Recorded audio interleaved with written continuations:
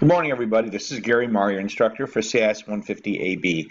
And I did this YouTube video this morning to kind of give you a little bit of a refresher from the lecture last week.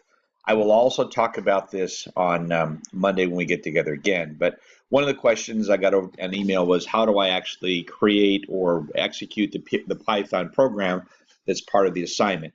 And there's a number of ways to execute Python. You can execute it natively via a program that comes with Python called idle. You can also use Pycharm and Pyscripter. You do have to install the Python runtime engine, which you get from python.org.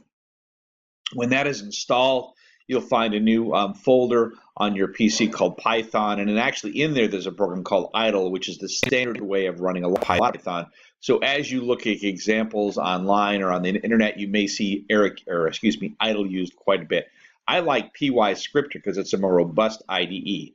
It's basically got a menu bar on top, toolbar, a file explorer. You can navigate to the program you want to run. In this case, it's a simple if example in Python. And then when it comes to executing the program, you can hit the VCR buttons to start it, stop it, whatever. If you have an error in it, since Python is a scripted language, what it will do is give you a red line indicating an error, or the program will simply stop on that line telling you that you have an error, and sometimes even giving a hint as to why it's a problem.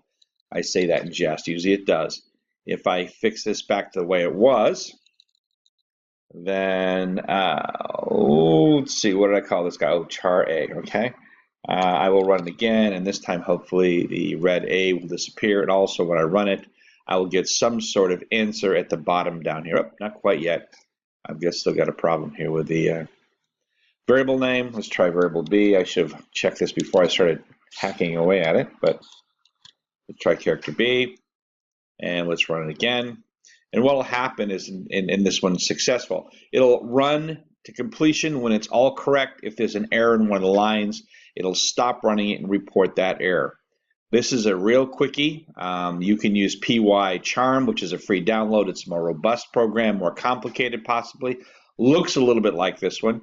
You can use idle that comes with Python. There's even a number of other free downloadable solutions depending on your environment. We'll pick up on this more on Monday. Everybody have a good weekend.